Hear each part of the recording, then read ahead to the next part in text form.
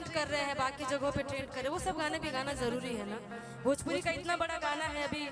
काफी दिनों से इंस्टा के क्या बोलते हैं, सॉरी, यूट्यूब पे 1 नंबर पे ट्रेंड कर रहा है गाना, तो कुछ कुछ ये सब गाने भी सुनना जरूरी है। हाँ कि देखा तनी मीठी मीठी मुस्की तुम्हारा तारा, टुक टुक ऐसे काहे निहारा तारा, अरे देखा तनी मीठी मीठी मुस्की तुम्हारा तारा, टुक टुक ऐसे काहे निहारा तारा,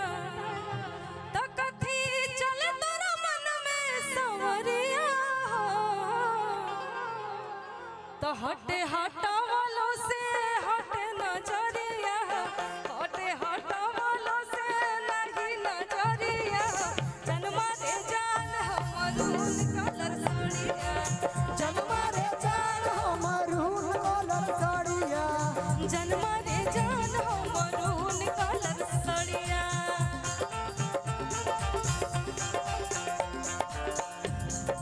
देखा तनी मीठी मीठी मुस्की तुम्हारा तारा, टुक टुक ऐसे काहे निहारा तारा, देखा तनी मीठी मीठी मुस्की तुम्हारा तारा, टुक टुक ऐसे काहे निहारा तारा, कथी चले तोरा मन में सवरिया,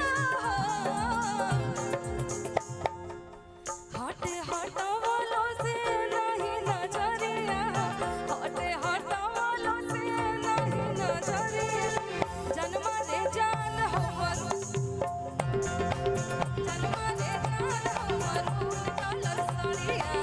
जन्मा रे जान हमरून कलर साड़िया।